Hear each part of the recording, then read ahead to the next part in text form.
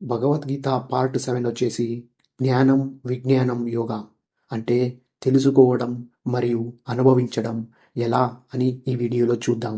మనం చాలా వింటాం, చాలా చదువుతాం, చాలా తెలుసుకుంటాం. కానీ మనకు తెలిసిన విషయం మన మనసులో దిగిందా? ఈ అధ్యాయంలో కృష్ణుడు చెప్పేది తెలుసుకోవడం మాత్రమే కాదు, అనుభవించడం ముఖ్యం అని. అర్జునుడు చెప్పాడు, కృష్ణ, నీ మాటలు వింటుంటే నాకు చాలా ఆనందం. కానీ ఒక భయం ఉంది. నేను వింటున్నది నాకు నిజంగా జీవితంలో ఉపయోగపడుతుందా? ఈ జ్ఞానం కేవలం వినడానికి మాత్రమేనా, లేదా జీవితం మారడానికి ఉపయోగపడుతుందా? ఈ ప్రశ్నలో మన అందరి మనసు ఉంది. కృష్ణుడు శాంతంగా చెప్పాడు, అర్జున, నేను నీకు చెప్పేది చాలా రహస్యమైన జ్ఞానం. ఇది కేవలం వినడానికి కాదు, జీవితంలో నడవడానికి కూడా. ఈ జ్ఞానం తెలుసుకుంటే మనిషికి ఇంకా వేరే జ్ఞానం అక్కర్లేదు. ఇది తెలుసుకుంటే నీ మనసు ఎప్పుడూ కలవరపడదు. కృష్ణుడు చెప్పాడు, ఈ ప్రపంచంలో ఉన్న అన్ని వస్తువులు నా నుండే పుట్టాయి. భూమి, నీళ్లు, అగ్ని, వాయు, ఆకాశం, మనసు, బుద్ధి, అహంకారం ఇవన్నీ నా శక్తి రూపాలే. ఈ అన్నిటి మధ్య ఉన్న జంతుజాలం, మానవులు నా అంశలే.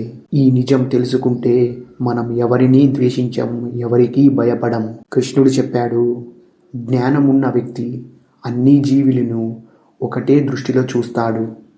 పండితుడిని చూసినా, ఒక పాపిని చూసినా అన్నిటిలో ఆ పరమాత్మున్నే చూస్తాడు. ఇదే నిజమైన జ్ఞానం. ఈ వయసులో మనం చాలా చూసాం. సుఖం వచ్చింది, దుఃఖం వచ్చింది, మనుషులు మారారు, పరిస్థితులు మారాయి.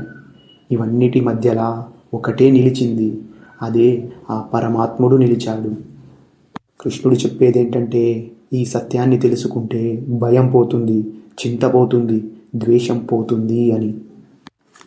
జ్ఞానం అంటే తెలుసుకోవడం, విజ్ఞానం అంటే అనుభవించడం, పరమాత్మ అంటే అన్నిటిలో ఉండడం.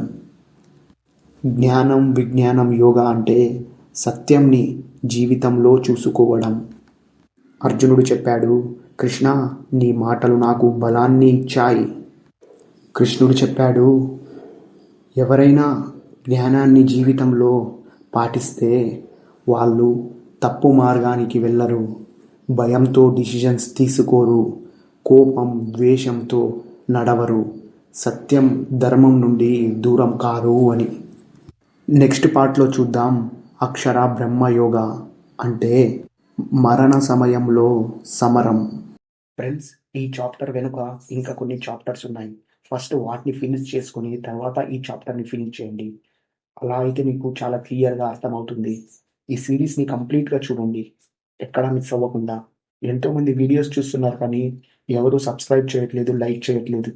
ప్లీజ్ సబ్స్క్రైబ్ అండ్ లైక్ చేయండి. జై శ్రీకృష్ణ అని కామెంట్లో టైప్ చేయండి.